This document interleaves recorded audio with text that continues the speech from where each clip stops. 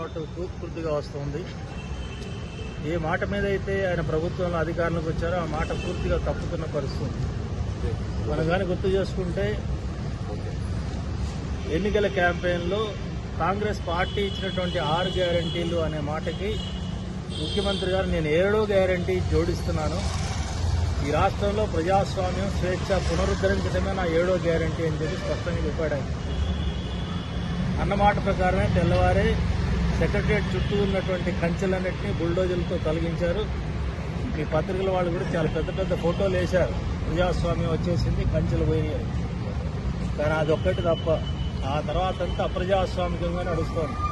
అది హైడ్రా విషయంలో కానీ, మూసీ విషయంలో కానీ, గ్రూప్ 1 పరీక్షల విషయంలో కానీ, దామగుండం అడవుల నరికివేత విషయంలో కానీ, అన్ని విషయాల్లో ఏ ప్రతిపక్షాన్ని ఏ ప్రజల్ని సంప్రదించకుండానే ఏకపక్ష నిర్ణయాలు తీసుకుంటున్నారు. ఇప్పుడు మళ్లీ ఒకసారి ఆ అప్రజాస్వామిక ధోరణి యొక్క విశ్వరూపం వాళ్ళ ముందుకు వచ్చింది.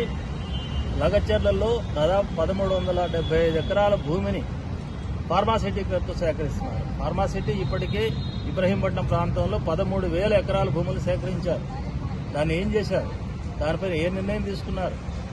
కొంతమంది ప్రకటిస్తున్న దాని ప్రకారం విదేశస్తులు తీసుకొచ్చి ఆ భూములన్నీ పనిచేస్తారట. మళ్ళీ ఇప్పుడు ఫార్మా కంపెనీల కోసం లగచర్లు సేకరిస్తారట. ఎవరిని అడిగి చేస్తున్నారు ఇవన్నీ? అంటే ఒకసారి ప్రజలు ఓటేసేంత మాత్రంలో మీ ఇష్టారాజ్యంగా మీరు ఏ నిర్ణయం చేసినా అమలు చేస్తారా? ఇది మేము ప్రశ్నిస్తున్నాం.